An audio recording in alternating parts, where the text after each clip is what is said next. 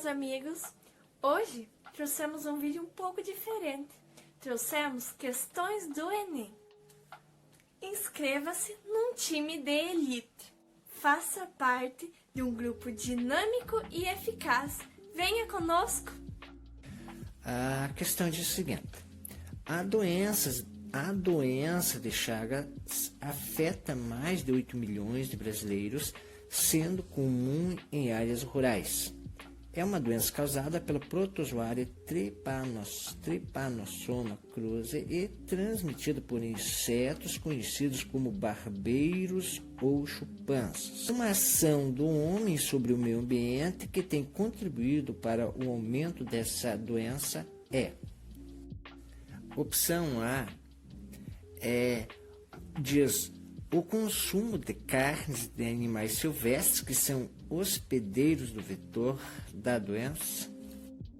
A opção letra B diz a utilização de adubos químicos na agricultura que aceleram o ciclo reprodutivo do barbeiro. A opção letra C diz a ausência de saneamento básico que favorece a proliferação do protozoário em regiões habitadas por humanos. A opção letra D diz a poluição dos rios e lagos com pesticidas que exterminam o predador das larvas do inseto transmissor da doença.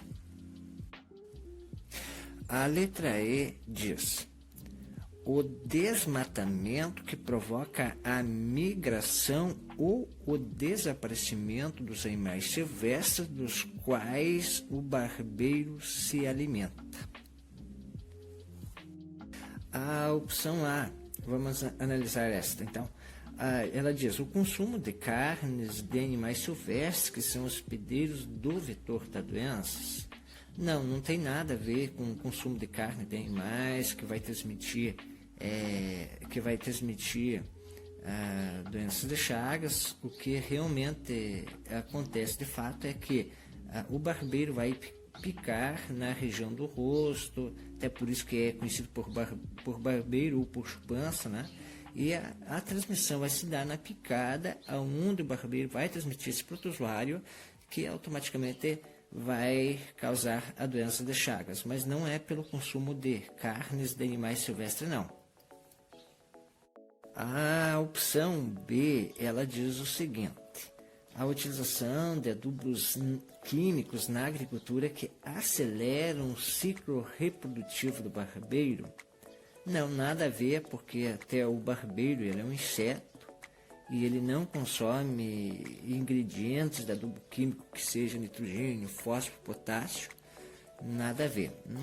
Não podemos se preocupar com essa questão, porque ela é errônea mesmo. Então descartamos a letra B também. Então vamos analisar a letra C, amiguinho. Amiguinho e amiguinha, porque nós falamos de amiguinho, mas também temos amiguinhas que estão acompanhando nossos vídeos, que estão gostando do nosso jeito de trabalhar, na simplicidade e tal. Então a letra C, não é? Ela diz o seguinte: a ausência de saneamento básico que favorece a proliferação do protozoário em regiões habitadas por humanos. Veja bem, essa um pouco confunde, porque realmente a doença de Chagas é transmitida, no caso ela é causada por um protozoário, mas o vetor, no caso, é o barbeiro, então quase que dá uma balançada no peão aí. Mas como nós somos peão firme e temos rédeas firmes em nossa mente, vamos descartar a letra C também, porque esse protozoário é um micro-organismo que está dentro do barbeiro e que, na verdade, não tem um relacionamento tão direto com o saneamento básico, né?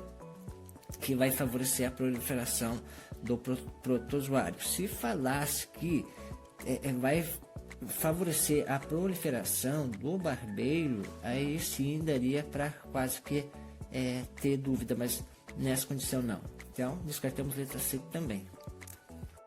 A letra D, a opção letra D, ela diz o seguinte: a poluição dos rios e lagos com pesticidas que exterminam o predador das larvas do inseto transmissor da doença. Então, automaticamente não tem nada a ver. Lá, no análise, nós temos que analisar o seguinte: uma ação do homem sobre o meio ambiente que tem contribuído para o aumento dessa doença. Então, essa poluição da água, automaticamente, dos rios ou dos lagos, não tem nada a ver com a procriação, o aumento do barbeiro. Então, a letra D também podemos descartar sem medo. Então, para nós termos uma ideia, o barbeiro, o que ele é? Ele é um inseto transmissor do Trypanosoma cruzi, né, que estuda desde lá da 4ª série, vai até 8ª, 9ª, 1ª, 2ª, 3ª e continua na faculdade assim por diante. Então, esse barbeiro, ele vive em ambiente silvestre, na natureza, e se alimenta do que? Automaticamente, se for na norma e na lei natural, ele vai se alimentar do que? Do sangue de animais silvestres, das matas, e assim por diante. E esses animais, então, eles vão tornar o que? Reservatórios do protozoário, porque o que causa a doença de Chagas é o protozoário. O barbeiro, ele é um depósito, um reservatório que conserva no organismo esse protozoário. Então, à medida que essas áreas silvestres vão sendo desmatadas e ocupadas, automaticamente os barbeiros, por não ter outra opção, eles vão acabar procurando o ser humano, né? Então, porque o meio natural foi atingido e a sobrevivência deles vai se tornando cada vez mais difícil, aí automaticamente eles vão acabar atacando, no caso, o ser humano, o homem, e é onde a picada vai transmitir a doença de Chagas. Então, a opção letra E, ela é correta. Então, a ação do homem sobre o meio ambiente que tem contribuído para o aumento dessa doença então, no caso, o desmatamento que provoca a migração ou desaparecimento dos animais silvestres, dos quais o barbeiro se... Vamos para uma meio mesclada aí, que fala um pouco de física. Ela diz o seguinte: os carrinhos de brinquedo podem ser de vários tipos. Dentre eles, há os movidos a corda, em que uma mola em seu interior é comprimida quando a criança puxa o carrinho para trás. Ao ser solto, o carrinho entra em movimento enquanto a mola volta à sua forma inicial. Então, o processo de conversão de energia que ocorre no carrinho descrito também é verificado em letra A, um dínamo. Letra B, um freio de automóvel. Letra C, um motor a combustão. Letra D, uma usina hidrelétrica. Letra E, uma atiradeira estilingue, ou para nós aqui no sul é a famosa setra. A opção A diz um dínamo.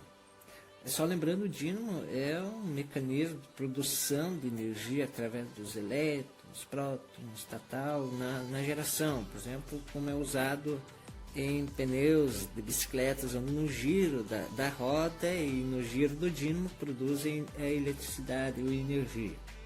Mas se comparando com o carrinho de brinquedo citado ali no enunciado, automaticamente não é essa opção. Então descartamos a letra A. A letra B diz um freio de automóvel. Não, não vem ser o mesmo mecanismo da física, o mesmo processo que vai fazer com que o carrinho retrocedendo com a ré e sendo solto ele se desloca. Então não seria essa lei que vai favorecer essa ação do carrinho, não.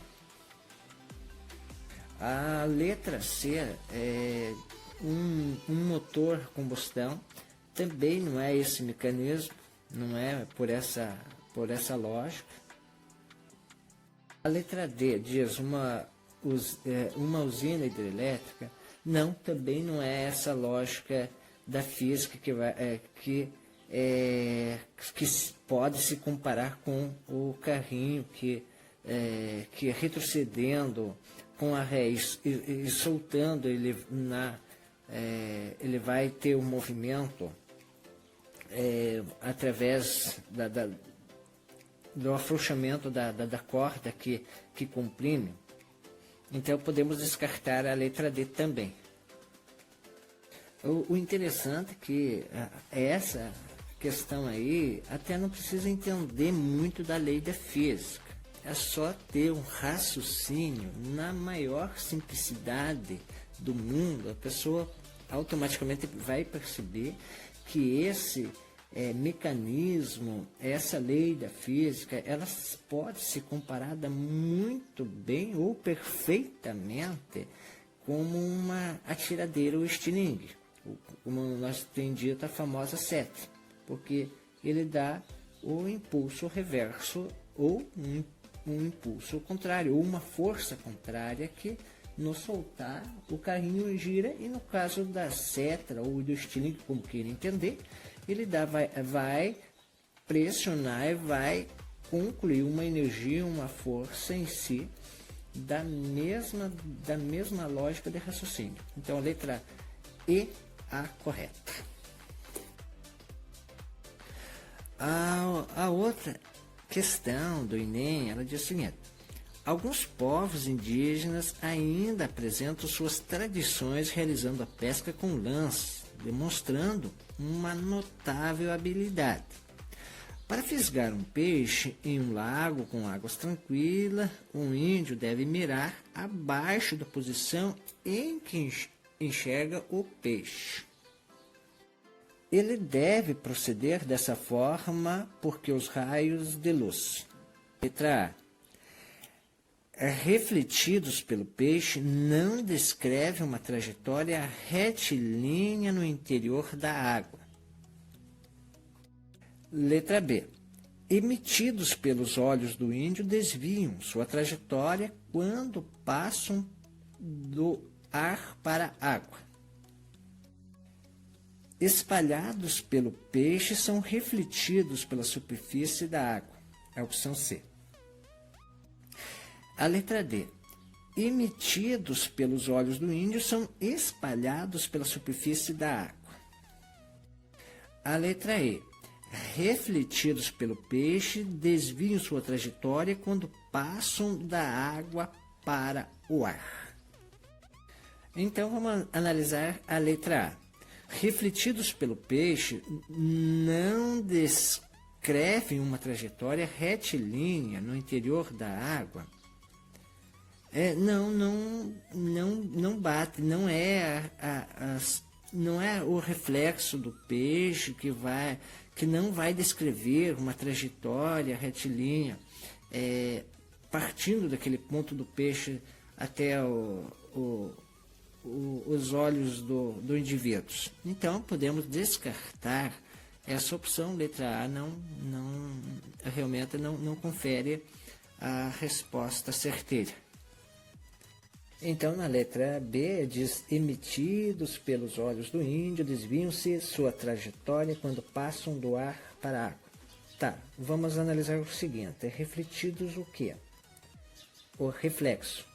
Então, esse reflexo não é emitidos pelos olhos do índio. Então, nessa condição, nós podemos descartar a letra B. porque no entendimento, ali diz, ele deve proceder dessa forma, porque os raios de luz vai ser refletidos, no caso, da imagem do peixe e desviar sua trajetória quando passam da água para o ar. Então, nessa diferença de velocidade dos raios de luz, aonde vai dar um diferencial e vai dar um desvio de óptica. A letra C. Espalhados pelo peixe são refletidos pela superfície da água. Também não. Não tem como ser espalhado pelo peixe, a imagem ser refletida pela superfície nessa ordem. No caso, também podemos descartar a letra C. A opção D. Emitidos pelos olhos do índio são espalhados pela superfície da água. Também não. A opção E diz, refletidos pelo peixe desviam sua trajetória quando passam da água para o ar. Aí sim, amiguinho e amiguinha. Aí está a lógica. O que ocorre quando a velocidade da luz, na hora de nós enxergar, ou nós, ou qualquer ser vivo, ele ocorre uma diferenciação na velocidade dessas ondas, tal, que um dia a gente estuda lá em física, e quando estuda em biologia, repassa para a biologia também, que a diferença de velocidade dos meios, ele vai alterar a posição. Então, por isso que o índio vai ter que mirar com um diferencial abaixo do peixe, porque a velocidade dos raios de luz no ar é uma e da água é outra. Então, por essa lógica, a opção E é a opção correta. Refletidos pelo peixe, desviam sua trajetória quando passam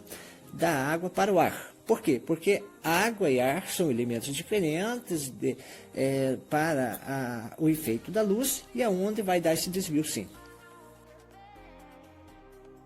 O menor tamanduá do mundo é solitário e tem hábitos noturnos. Passa o dia repousando, geralmente de tal maneira que forma uma bola. Quando em atividade, se locomove vagarosamente e imita som semelhante a um assobio. A cada gestação gera um único filhote.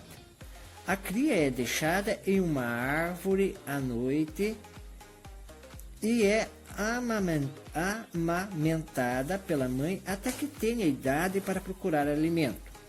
As fêmeas adultas têm territórios grandes e o território de um macho inclui o de várias fêmeas, o que significa que ele tem sempre diversas pretendentes à disposição de namorar. Então, essa é uma questão do Enem, mas ela está disponível também em Ciência Hoje, das Crianças, ano 19, número 174, novembro de 2006, adaptado. Então, essa descrição sobre tamanduá diz respeito ao seu. Essa descrição sobre o tamanduá diz respeito ao, letra A, habitat, letra B, biótopo, letra C, nível trófico, letra D, nicho ecológico e opção letra E, potencial biótico. A letra A, hábito, pela descrição do texto acima, nós podemos descartar. Por quê? Porque ele retrata fala sobre cipós, árvores, fêmeas, machos. Então, está interreagindo um texto falando de diferentes espécies, por exemplo, árvores, tamanduá e tal. Então, a descrição do hábito, ele diz é uma área ecológica ou ambiental aonde ela é determinada por uma espécie de animais ou por um organismo. Se falasse realmente só das árvores ou só do tamanduá, seria um hábito. Então, automaticamente descartamos, não é descrição de um hábito. A letra B é biótipo. O biótipo, na descrição, ele diz que seria um local, um menor ambiente possível da espécie. Por exemplo, é a menor parte do hábitat. Mas como ali no texto diz que fala sobre território vasto, por exemplo, da relação da fêmea, do macho, do número de várias pretendentes, então automaticamente ele abrange já uma região maior, uma inter-relação entre a espécie grande. Então, nessa também podemos descartar. Então, não vem ser o biótipo, não. E a letra C diz nível trófico. Não, podemos descartar de cara. Por quê?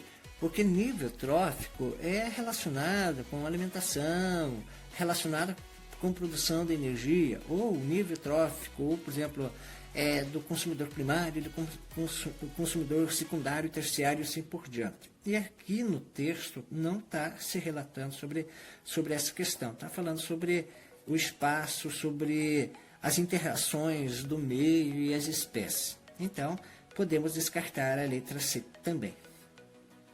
E a letra E, potencial biótico, só lembrando, potencial biótico se refere a qualquer capacidade reprodutiva, de aumento, de produção e assim por diante.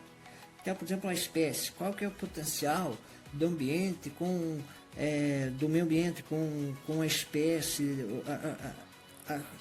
o potencial de reprodução, de aumento por um determinado tempo, por uma determinada área. Então, aqui nesse texto não está se referindo exatamente isso. Então, automaticamente também podemos descartar a letra E, que diz sobre o potencial biótico, e não é. Agora sim, estamos em casa, estamos com a resposta em mãos aí. Então, a letra D diz o seguinte: nicho ecológico. Exatamente isso. Por quê? Porque ali está retratando todo o ambiente, falando de uma vasta região, onde esse tamanduá, ele tem, na descrição aí, um território grande e para um macho, no caso, é disponível várias fêmeas, pretendentes e tal. Aí é uma descrição perfeitamente que descreve sobre nicho ecológico.